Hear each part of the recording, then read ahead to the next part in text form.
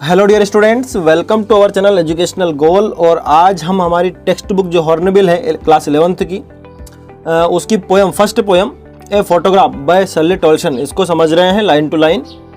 तो Shirley Toulson एक British poet थी और ये जो उन्होंने पोएम लिखी है ए फोटोग्राफ, ये अपनी माता के लिए लिखी है। उनकी माता जो कि मर चुकी है, लेकिन उनके एक फ़ोटो को देखकर वो उनकी माता को याद कर रही है। तो इसमें 3 स्टांजास है।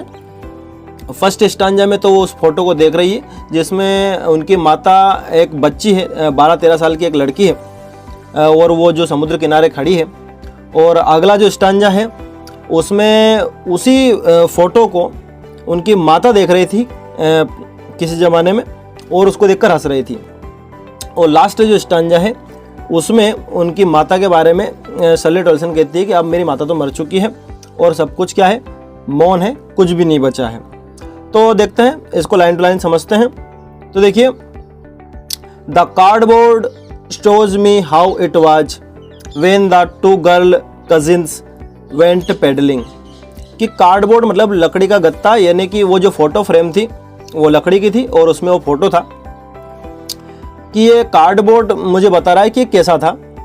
When the 2 girl cousins went pedaling, कि इसमें जब 2 लड़कियां, इस फोटो में जो है 2 लड़कियां पेडल कर रही, पेडल मार रही हैं।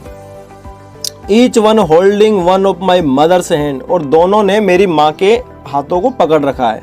यानी कि बीच में माताजी खड़ी है इनकी, और माताजी के दोनों तरफ 2 लड़कियां भी हैं।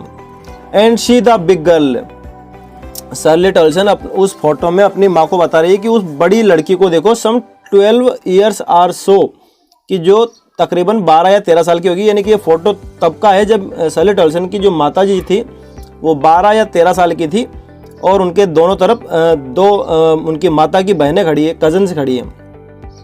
All 3 stood still to smile through their hair, तीनों की तीनों मुस्कुरा रही हैं थ्रू देयर हेयर, मतलब अपने बालों में से। यानी कि उनके बाल क्या है, उड़ रहे हैं, हवा चल रही होगी, क्योंकि वो सी बीच पर खड़ी है, समुद्री तट पर खड़ी है।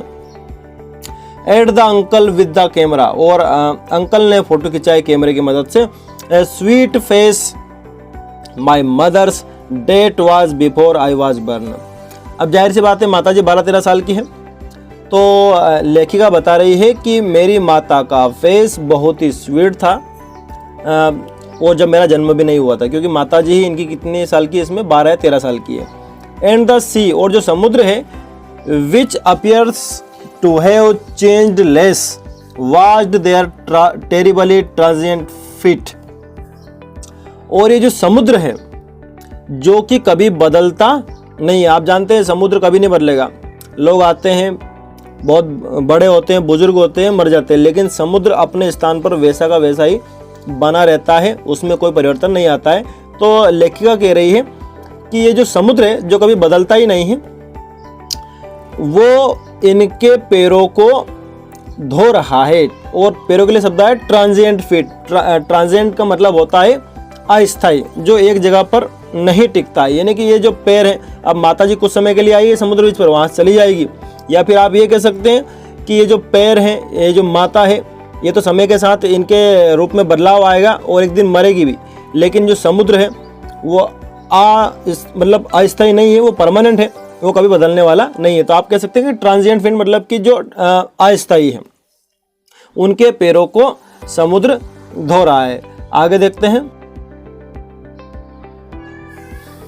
सम 20-30 years later she would laugh at the snapshot, कि करीब 20 या 30 साल बाद वो जो फोटो खींचा गया था, जो अचानक से खींच लिया गया था। स्नैपशॉट का मतलब होता है कि अचानक से कोई फ़ोटो खींच लेना या फिर शिकार करना। तो यहाँ पर फ़ोटो खींचना, तो कह रहे हैं, शर्ली टोल्सन कह रही है कि 20-30 साल बाद जब मेरी माता ने वो फ़ोटो देखा, सी बेटी एंड डॉली, तो उन्होंने कहा कि देखो बेटी और डॉली को। यानी कि जो माता जी के साइड में, दोनों साइड में जो लड़कियाँ खड़ी हैं, उनका नाम क्या है, बेटी और डॉली।